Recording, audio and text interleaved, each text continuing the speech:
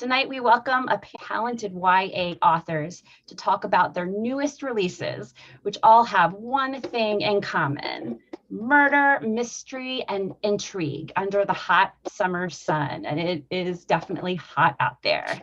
So let's meet our panelists. We have Kit Frick, who is a MacDowell Fellow and International Thriller Writers Award finalist from Pittsburgh, Pennsylvania. She studied creative writing at Sarah Lawrence College and received her MFA from Syracuse University. Her publications include the poetry collection, A Small Rising Up in the Lungs, and the young adult thrillers, Before We Were Sorry, All Eyes on Us, I Killed Zoe Spanos, and her new release, Very Bad People. Next up, we have Dana Mele, who is a Pushcart Prize nominated writer based in upstate New York. She is a former bookseller and a lover of pomegranates.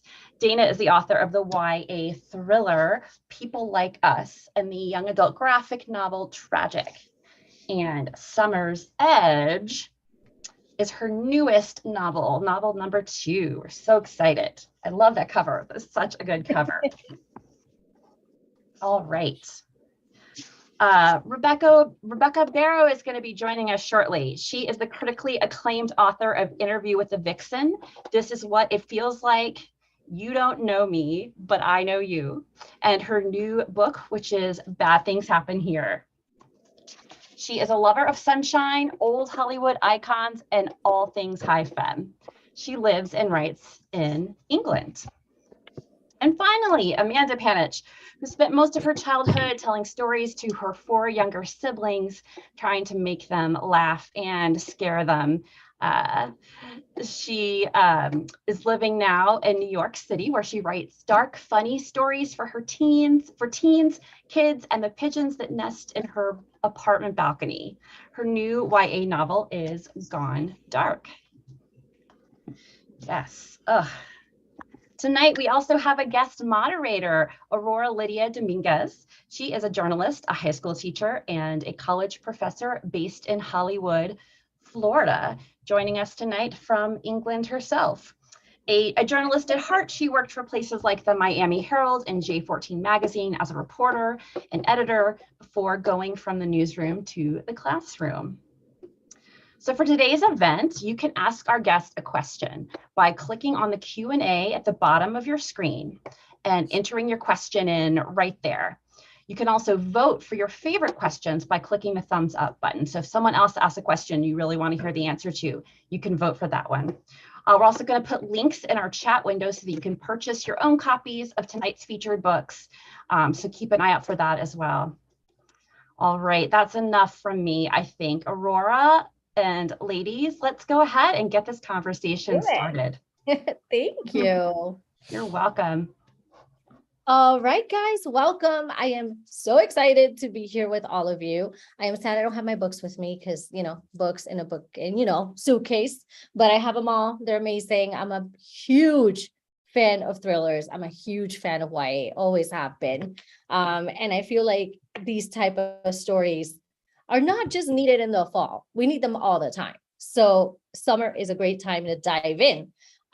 So with that said, my first question is, what do you think as an author and writer makes for a thrilling, suspenseful, and unique story? We will start with Dana. Thanks. Hi. I guess to me, what makes a thrilling, suspenseful, and unique story is one where, it's so individual for each reader. For me, I love a story where I am invested in the characters, number one, and I don't necessarily have to love the characters, but I care what's going to happen to them. And I'm a little bit, I guess, surprised. I want to be surprised along the way. I don't just need to have a big twist at the end. I actually don't care that much. This is controversial maybe, but I don't care about like a big twist at the end, which has become kind of a convention, I guess, that we suspect. but that we expect, sorry. But I love to be surprised, just little surprises along the way, even if it's like just like a little bit of a character growth surprise, or surprises in the way that the relationships develop. And to me, that's a different kind of suspense that I really, really enjoy. So to me, that makes a great thriller. That is so true, especially when characters surprise you and surprise the reader. Mhm. Amanda, we'll go ahead with you. Yeah, so I totally agree with what Dana said about, what needing to care about the characters and, even if you don't like them and wanting to find out what happens to them. And I also agree with her when she says it's hard to really, define exactly what makes a good thriller because it's so subjective. Like I've read amazing thrillers where like there aren't huge twists, but I'm still like, I can't stop reading because like I'm just so sucked into these characters' lives and I want to find out what's going to happen to them. Or like some thrillers where like, maybe I don't like any of the characters and I'm rooting for them all to die, but like I'm just dying to find out like what kind of soapy twist and turn the story is going to throw at me next. So I think my definition for a good thriller would just be something that I don't want to put down, whether that's, and that could be for so many different reasons. But I know like for me, a good thriller is where like I'm reading it and I don't want to put it down to go to bed. I want to stay up and like keep reading one more chapter until it's way too late and I'm mad at myself because I'm going to be tired the next day. That happens to so many of us.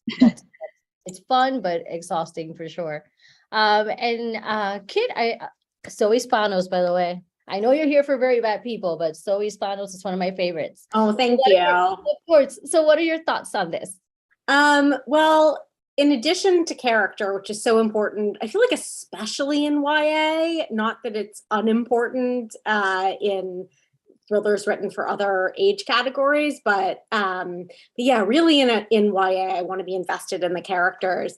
I also really love as a reader an immersive setting.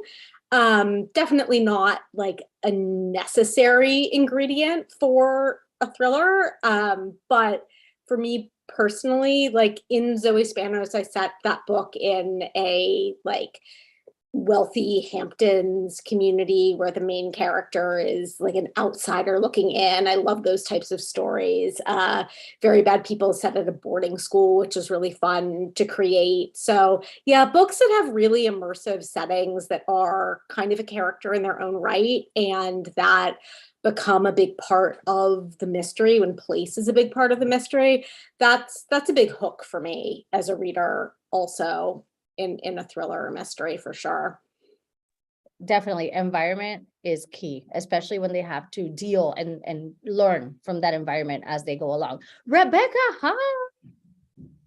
Welcome. Hello, sorry. How are you? No, you're good. I just had technical issues. I just No, we're in the UK too, so it's like 10 p.m. So hello. Yeah, it's very hot. But you made it. So we're talking about, my question was about what you guys as authors feel makes for like a unique, engaging, and just really entertaining suspense or thriller story. So now it's your turn. I think it's for me characters. Like I'll follow like a really interesting character through any story, but especially in a thriller, I love like they can be so complicated. You can have absolutely terrible people doing terrible things. And there's always so many layers of story and so many layers of like personality in all the characters because you're always revealing information and finding out new things. So that's kind of what I like to read in a thriller. That's what really draws me to one. I love that characters setting terrible people that might have other things that they're thinking about, and even good people. They're just amazing. I love thrillers. So with that said, and speaking of characters, my next question has to do with them, with characters. What do you feel when you were writing, or who were you writing in your current book that, I don't know, surprised you the most as you were writing with any sort of twist or turn that you took? And if they didn't necessarily surprise you, why do you feel you relate to this character, or you feel a reader will relate to this character? So we're going to start with Dana. Unmute. I guess one of the surprising characters for me, more in revision than in drafting, was the character of Ryan in Summer's Edge. I actually was doing another panel recently, or a TikTok, where someone told me that they liked the character of Ryan the most, and I was really surprised by that. In the first draft, I did not like that character. And then in subsequent drafts, my editor wisely guided me to go a little deeper with him. And I guess something that was interesting, I guess, is when you spend a little time with a character that you don't love as much the first time that you write it, and you think about, well, what's the story from their point of view? And something with Summer's Edge that I liked to challenge myself with is, it's basically the same story kind of told from three points of view, but it's never told from Ryan's point of view. So it was interesting to go through it kind of just like as an exercise in my head, and go through it from his point of view and do a revision of his character with that perspective. And when I did that, it did bring out a different dimension of him. And so the version that you read in the finished book is very different from the original version that I wrote in the first draft. And it does bring out, I think, a little more of a sympathetic side. You don't have to like the character. So sorry, don't know what's going on with my voice. But I think it does. And I definitely like and even relate to him a lot more in the final version than I did on the first one. So I don't know. I think it's definitely interesting to do sort of like a different revision or different draft from the point of view of each character. And that's something I'm glad that I did. It wasn't my idea, not taking credit for that, but I'm so glad I did that. It was fun. That's awesome. I love that. And Amanda, how about you? Yeah, it's always really interesting when characters kind of change in revision like that and surprise you.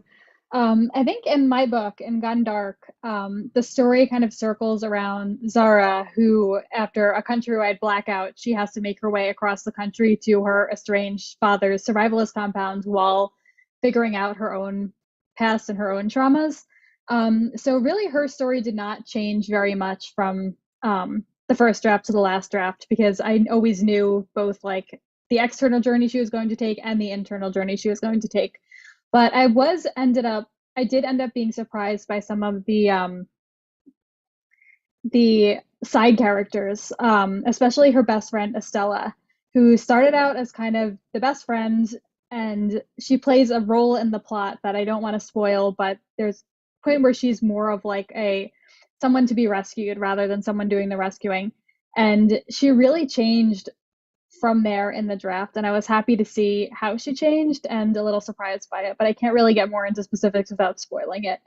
But I think she's the one who surprised me the most. Yes, it's so hard. No spoilers, definitely. And Kit, how about you? Unmuting. Okay. So I think in Very Bad People, the character that surprised me the most in drafting was a character named Britt.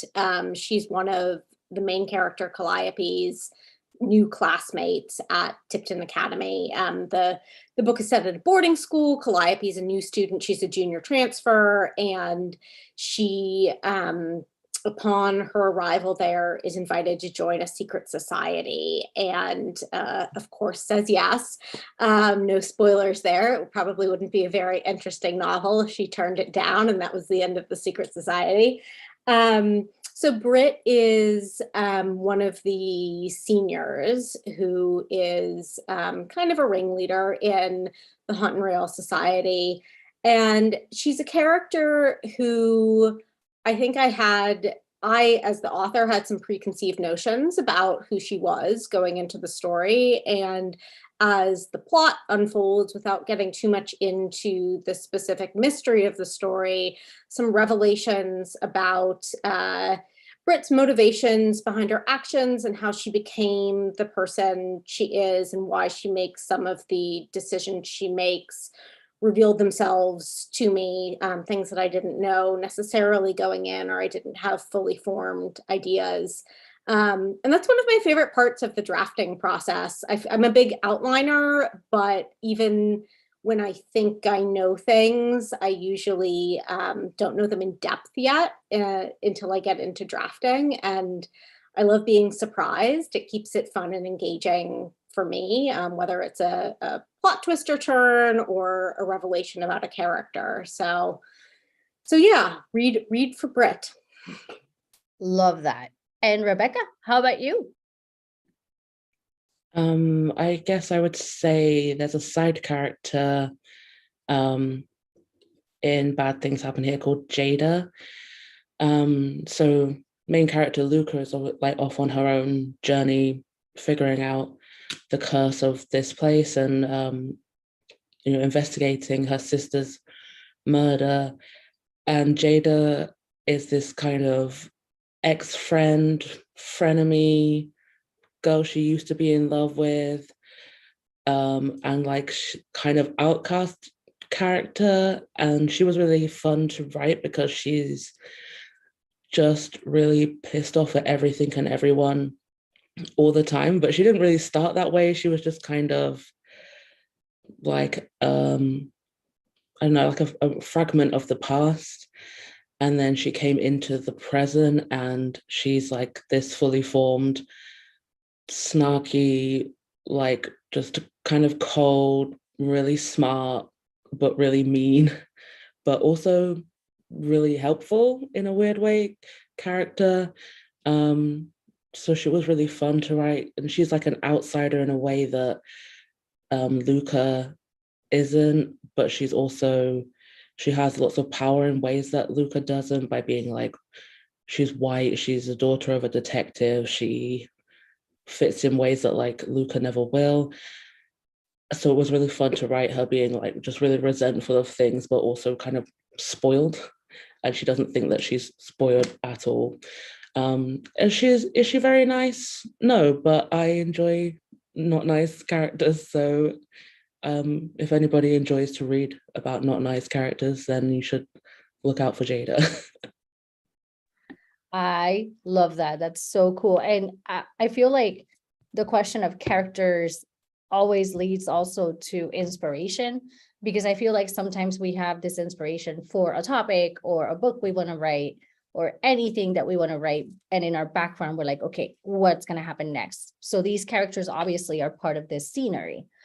So with that said, besides the characters, of course, is there something else and that inspired you to write this type of story that kind of sparked you and you were like, let's go, let's give this a shot? And how did you tackle the subject matter of your story? Amanda? Sure. So the inspiration for this book is basically a disaster scenario. I spend a lot of time thinking about disaster scenarios and like, what's the worst thing that can happen? And so this book kind of came from one of those, like, well, what's the worst thing that can happen here? It's basically the entire country goes dark after a cyber attack, basically cuts all the power to the country for, an unforeseeable amount of time. And everybody's just kind of stuck living without power. And even with the preliminary research, like really before I dove in, I was basically just like, I would die. 100% I would die, because they say like something like 90% of people would die without any power for a year, because so much of our life depends on electricity, from like modern farming practices to clean water to transportation. Pretty much like everything is influenced by electricity in some way. So that was the inspiration for the book. And then I started thinking about, well, what would I do if I was, a teenage girl living in this kind of scenario, and building her backstory, like, well, how would she survive? Like, how would she be one of the 10% who would survive? Like, maybe she grew up on a survivalist compound, but maybe that was, she doesn't live there now because that's not very exciting. She has to get back there. And so the story kind of grew up around that. And so I developed that scenario in the setting just with a ton of research. the book involves a cross-country journey, and from California to New York State. And at the time of writing it, I hadn't been west of the Mississippi River. So it was a lot of research, a lot of kind of Google Street View to see what things look like, reading the landscape, what kind of plants are there, what kind of animals are there, what would she see as she's kind of hiking through the desert and trying not to die from dehydration. And hopefully it comes off as realistic, although hopefully we won't have to find out because we will never be in that scenario. Definitely. And Dana?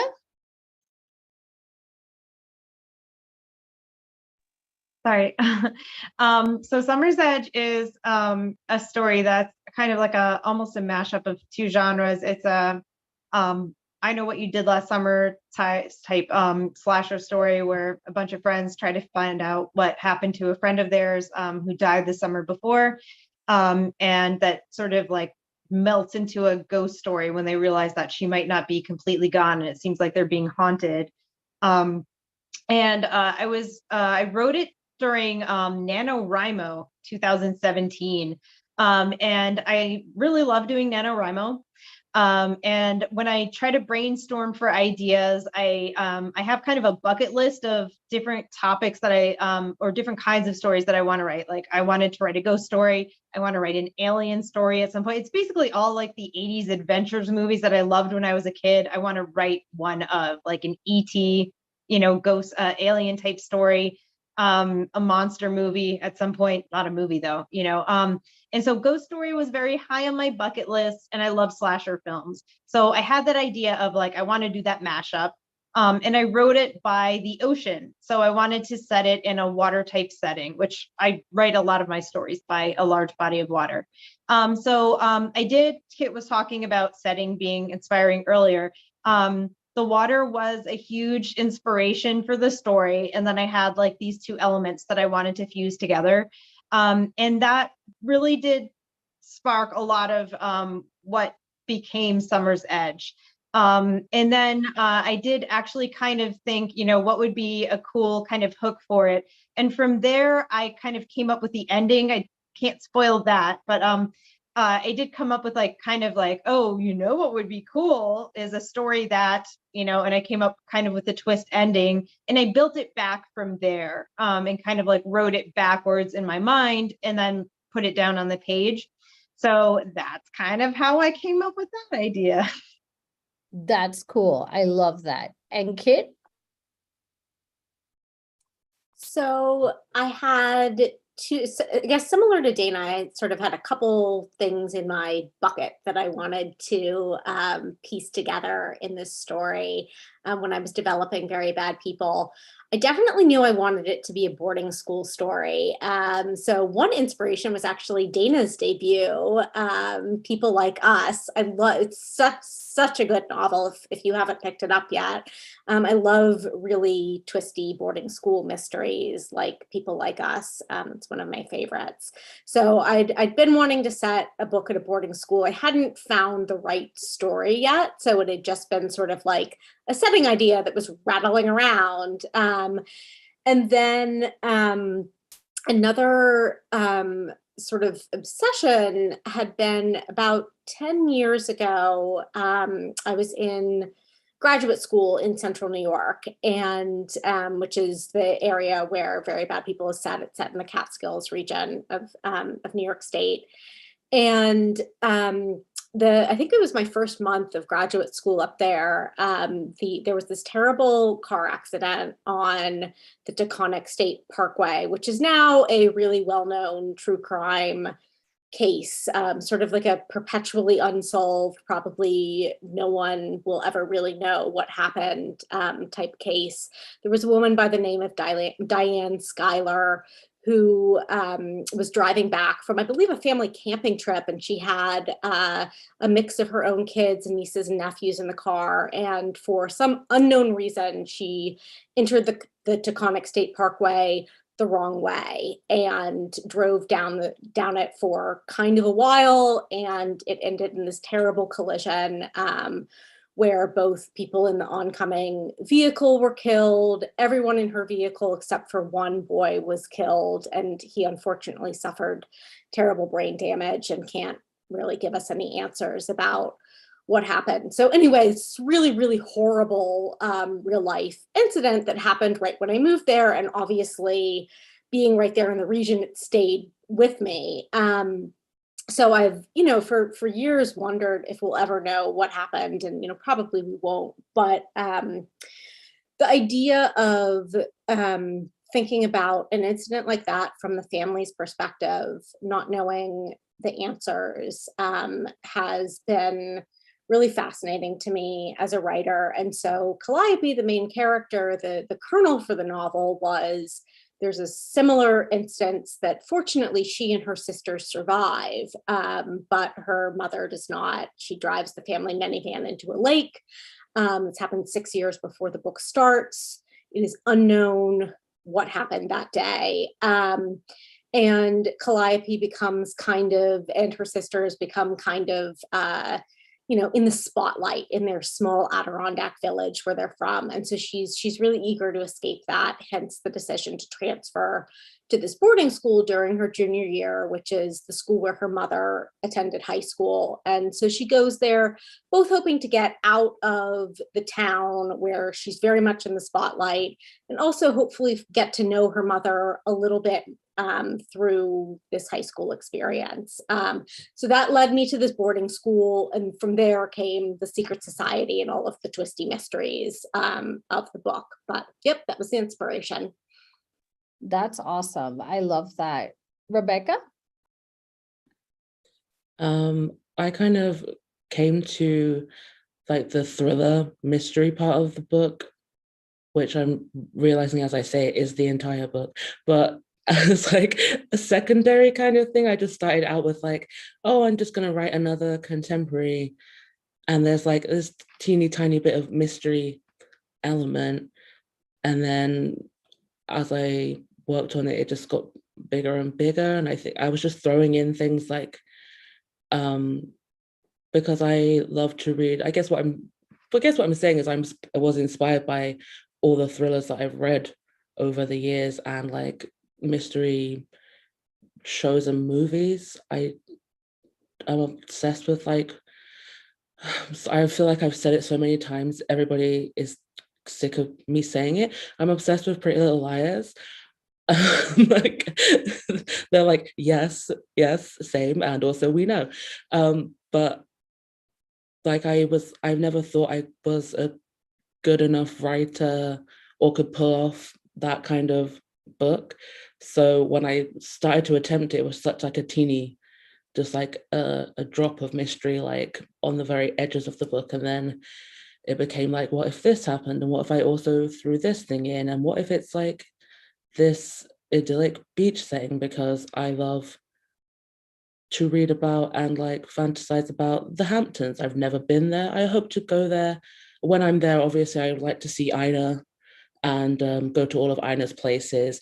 But like I just throw all this stuff in. And what I love about Pretty Little Liars is like the small town of it all, and the like everybody's lying about things and everybody's trying to be so perfect. Just the same as like when I was younger, I was obsessed with Desperate Housewives. I love all of the like, everything is so perfect in this town. We are all perfect people and we all get along and everybody loves each other and nobody does anything terrible in this place. And then under the surface is just so many terrible things you can't even begin to imagine. So yeah, that's kind of how I came to write that mystery. Those are all things I loved watching, like Pretty Little Liars, Desperate Housewives, so good. And also audience, you guys can put some questions down if you have any questions towards the end of the panel that we can take some time to answer. So my next question has to do with obviously the writing process. So one part of the question is, was there maybe a part of this book or a scene or something that you found was, a challenge to really craft and write as you were creating your story. And I feel like the question kind of connects with this other question.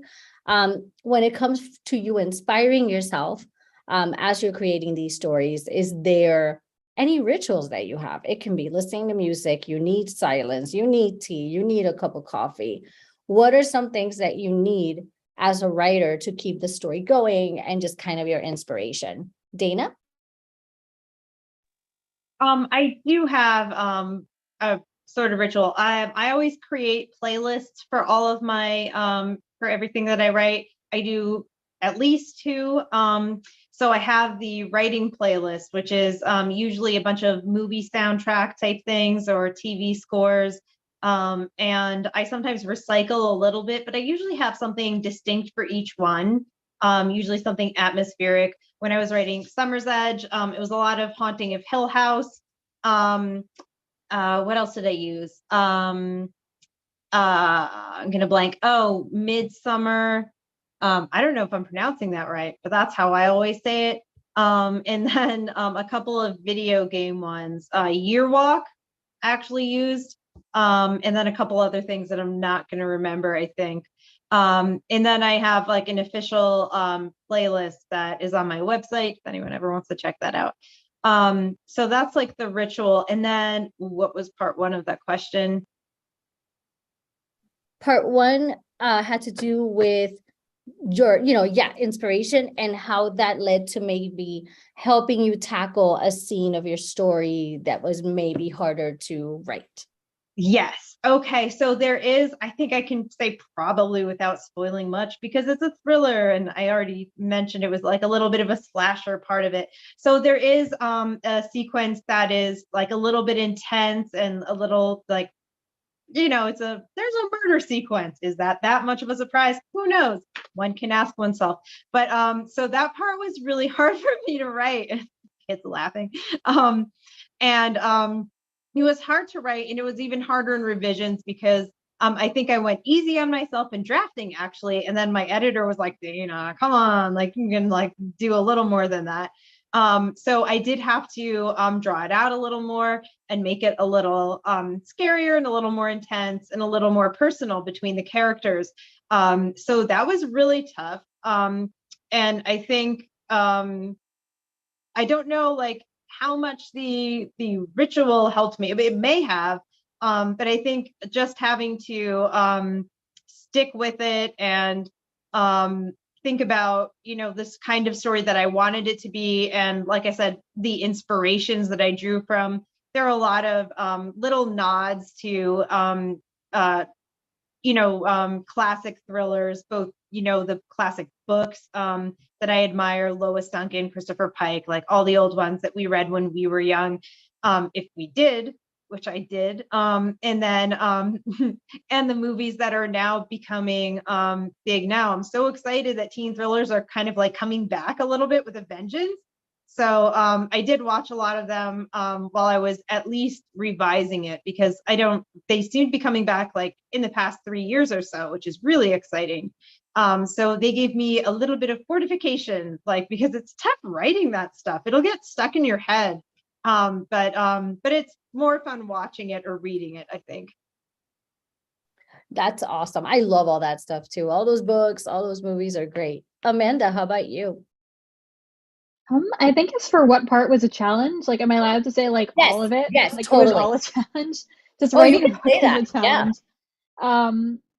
I think, so I think the whole thing was a challenge. But the ritual that helped me get through it was waking up every morning and just sitting there and knocking out like whatever number of words I decided on ahead of time for that day. I'm the kind of writer who needs to set a goal for herself every day. Like I can't just write when I feel like writing or I will never write. So usually it was like 2,000 words a day, sometimes 1,000 depending on what else I had going on. But I kind of bulldozed my way through it. I had the first draft and then I could go back and work with the really challenging parts and make them better. Generally, beginnings tend to be the most challenging for me because I'm still learning about the characters and their world and what's happening with them. So I really usually write my way through like several drafts from a beginning before I can really get started. And then even once I finish the whole book, I usually have to go back and rewrite the beginning to make it all, better. And as far as other rituals, besides the daily word count, I don't write listening to music. I'm pretty flexible in regards to like where I can be or what I'm doing. Like I grew up in a house with, 4 other siblings. So it was always very loud in my house. And even in my office right now, I could not do this in my office because they're taking a building down right next to me. And it is so loud. So yeah, I don't really listen to music. I can kind of work through any noise. But it's just really about making myself get those words down on the page to finish the book. Great. Love that. Kit, how about you? So, don't hate me, but this was probably my least challenging novel to draft. But lest you be envious or or whatever, I will say that I wrote a whole other book before this that was supposed to be this book under contract with my publisher that I ended up abandoning after a couple rounds of revision. So I had a really tough time with that book and finally set it aside, possibly to be revisited someday, possibly not. And then by the time I arm twisted my editor into agreeing that that book was not the next book and I was going to write a whole different book, I then had this sort of miraculous 8-week first draft and like kind of easy revision process for this. But I really think it was just the universe like paying me back for the year I spent in agony on the other book beforehand. So I will say one sort of minor challenge was just, I'm obsessed with setting. I really wanted to get this boarding school campus right. Trying to hold what the campus looked like in my head and convey that really in detail on the page. It was just something that was a fun challenge that I really wanted to get right. And I got really lucky to get a map illustrator to be able to do a campus map for it, which I will just show off quickly because the illustrator's name is Mike Hall and he just drew this like super accurate, really convincing looking campus map that I'm super impressed with. And in terms of rituals, so I don't have any like super fun ones, but I do like to write at home. I really write best in the morning. And I've sometimes created playlists that will correspond with a book, but I need to not be listening to music with lyrics when I'm writing because otherwise I just get super distracted. So I like writing in silence if possible, or at least without too many distractions. So, yep, that's it. Awesome. How about you, Rebecca? The hardest thing probably was getting the ending right. I had like several different versions of it. I went through like a really big rewrite, and the ending that I originally had, like once I had rewritten it, it just felt really wrong and like it ended it on the completely wrong note. So I had to figure out, like endings are always hard. Like my beginnings usually don't change that much. I think even the beginning of this has not changed really since. It's changed a little bit, but like since my very first draft, it's not really changed, but the ending has been like so many different things. So that was probably the hardest part for me. And then for like my writing rituals, I like to have my noise cancelling headphones that I bought with my first advance, and they're still going strong. And I use them to listen to my playlists that I make. And then once I get about 3 songs in, I usually pause it because I have to think of something. And then I just will write in silence for the next however long. So I'm not sure why I go through the trouble of making the playlists. actually, I do know it's procrastination. So yeah, I'm always crafting a playlist. Like, I need to get the playlist right before I can even think about writing this book. But once I'm actually into the drafting and revising, I only listen to like the first 3 songs and then I will stop. And they're also the same combination of songs just shuffled around on every playlist.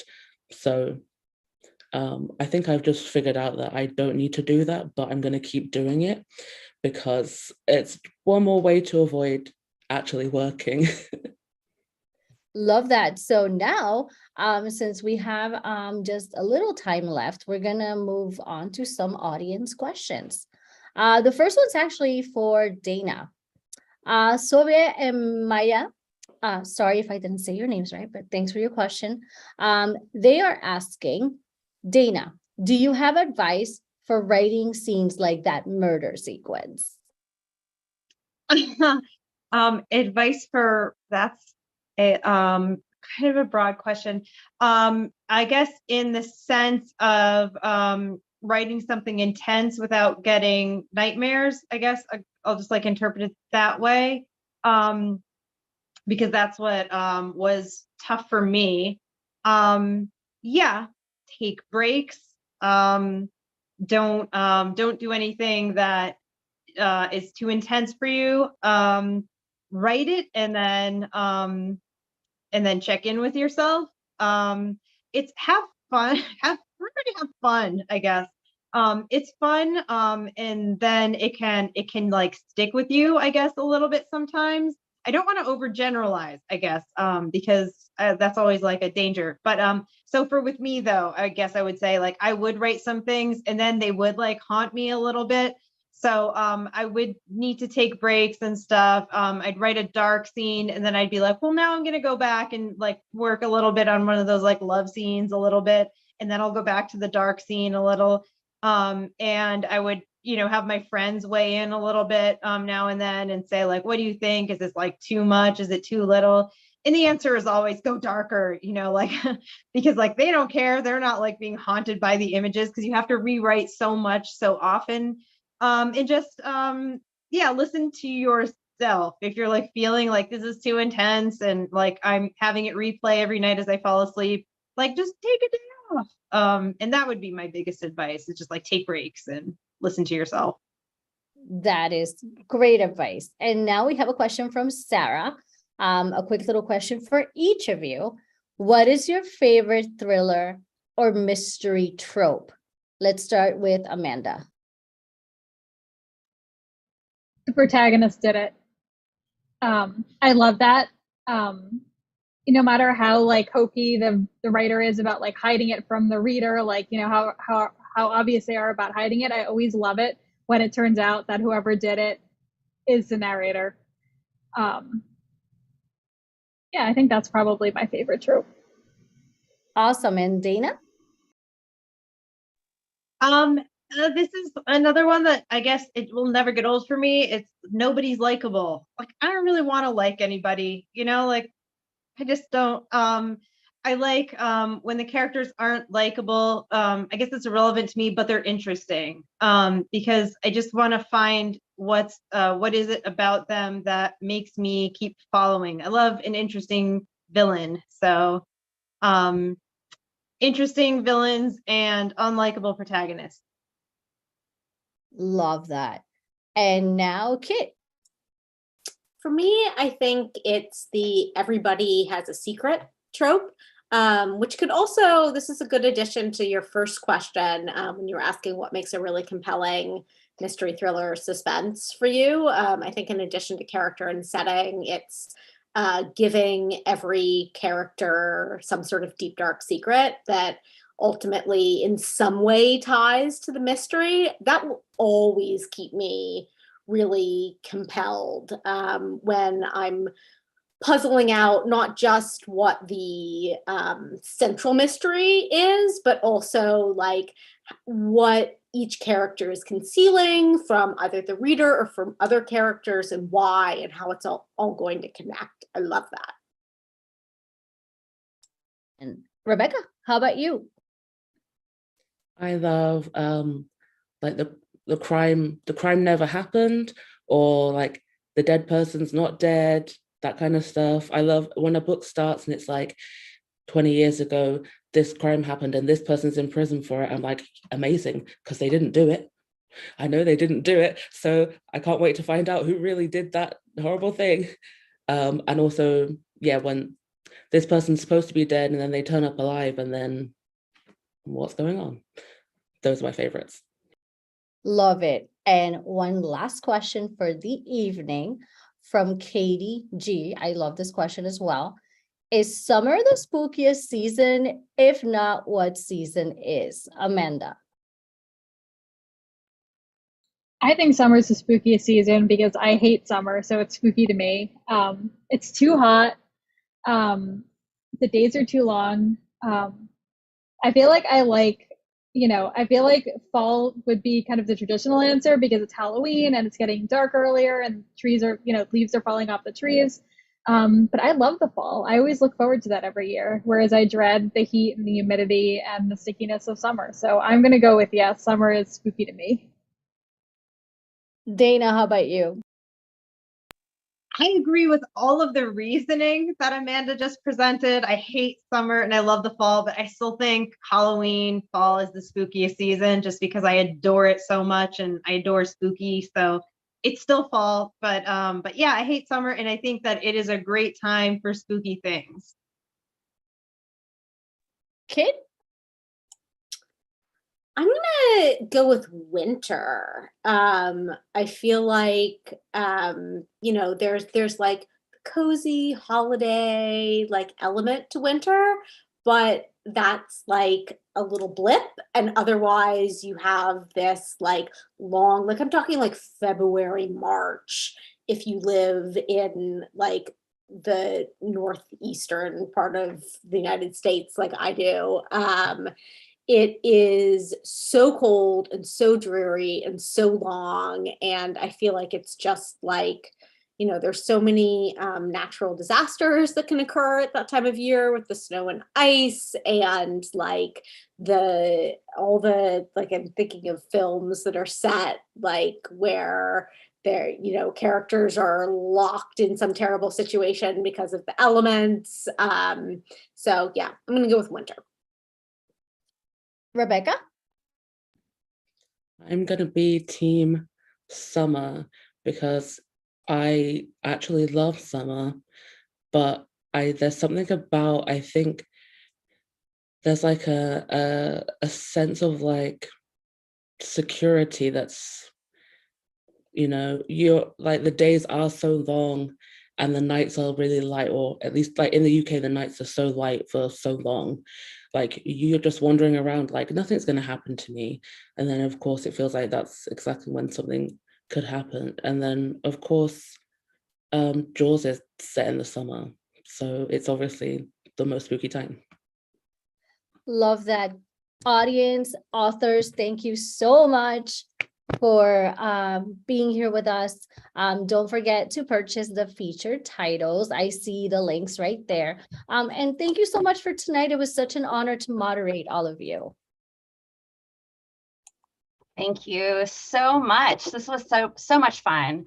I can just relate to all of you. I also loved reading these thrillers growing up. What do you think it is? I was certainly a very good girl, very studious, never got in any trouble. What was it? I wonder what it is about those murder books that are so hard to resist.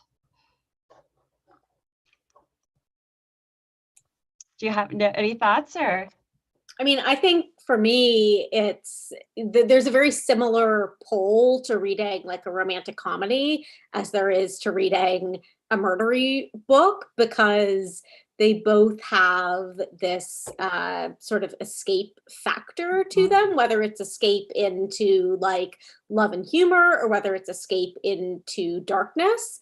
They're both probably we have a little bit, hopefully, of both in our lives, but not to the extremes that we're going to find in these novels. So it's a way for the reader to sort of lose themselves in this dark experience that hopefully they're not actually going to live through anything like that. But Hopefully not. yeah, hope not. But can certainly get lost in the story. And then also, if it's a mystery, not all thrillers are mysteries, but if there's a mystery aspect, like the puzzle and detective part of it is also, I think, super compelling. Wonderful. Well, again, it was such a pleasure to have you all here. Thank you, viewers, for your great questions. Thank you, Aurora, for moderating tonight. And thank you to Kit, Dana, Rebecca, and Amanda